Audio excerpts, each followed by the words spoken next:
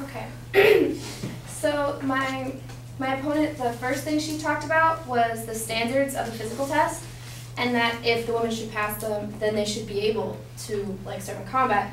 But according to military.com, the men are required to do 42 push-ups and run a 15:54 2-mile, while the women are only required to do 19 push-ups and run an 18:54 2-mile.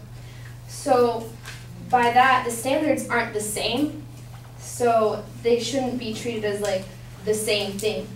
When the standards are made equal, then I feel as if they should be able to maybe. And then from WMD.com, in his 34 years of service, Brady found that women had fewer disciplinary problems than men, but could not carry their load physically, loading litters and chopters, carrying wounded to safety, and even lifting tool chests. He says that left men to cover for them, often causing us to use 2 people when one should have done the job. So this affects the readiness of the combat unit in that if the woman can't pull their own weight, then they can't. Then they won't be able to help them necessarily, but more hurt them. So the next thing she talked about was about the sexual tension and how it's more of disregarded, but it's all known that males and females have hormones. Those hormones do interact with each other, and actually on base they sell condoms, and those are actually one of the frequent things that actually run out that they sell. So you can kind of tell what people are doing on base. And actually, Brendan Thomas James said, many Marines worry about whether living in close quarters, on or off deployment, will increase sexual harassment, assault, and fraternization.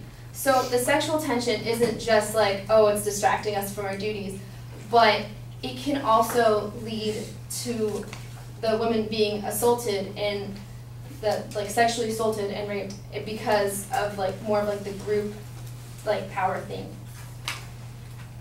Okay. Then she talked about how women make their own decisions to go into combat, and while very much knowing that they do have the possibility to die.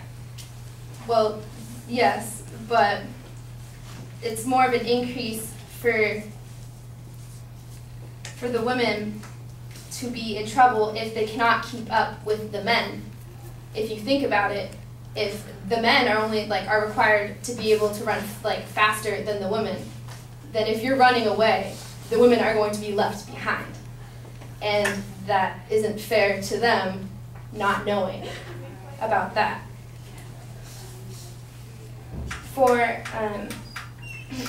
Then she proceeded to talk about mental health and how the women have a very good mental health, and that they aren't affected, they aren't that much affected.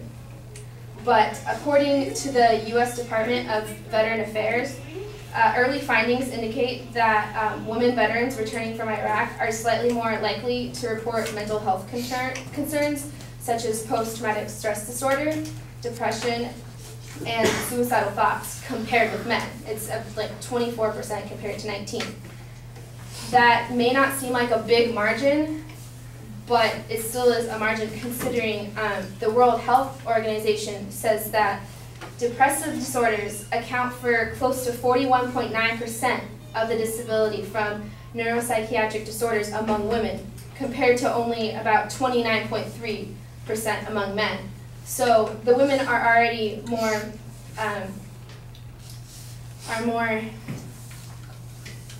more likely to develop depression anyway. So putting them in a situation that is even more likely to make them develop depression is not good for them. And then after that, she proceeded to talk about the women and men and how the rankings. So the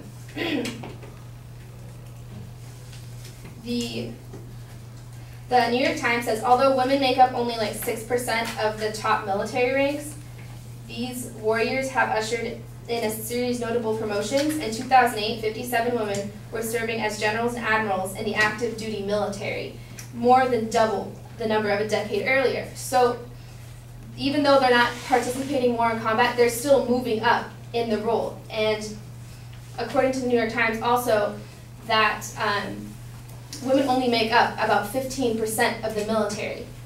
So it actually is a big thing for quite a few of them to already be going up. And also it says,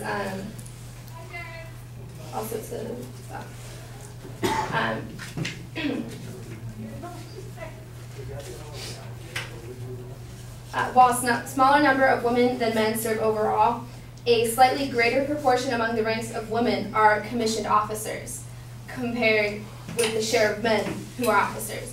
So that in percentages wise, even though there is less women serving higher up levels, it is because there are less women in the military. So that does give them quite a bit of a disadvantage in that they can, but it may take them a little bit longer because of that.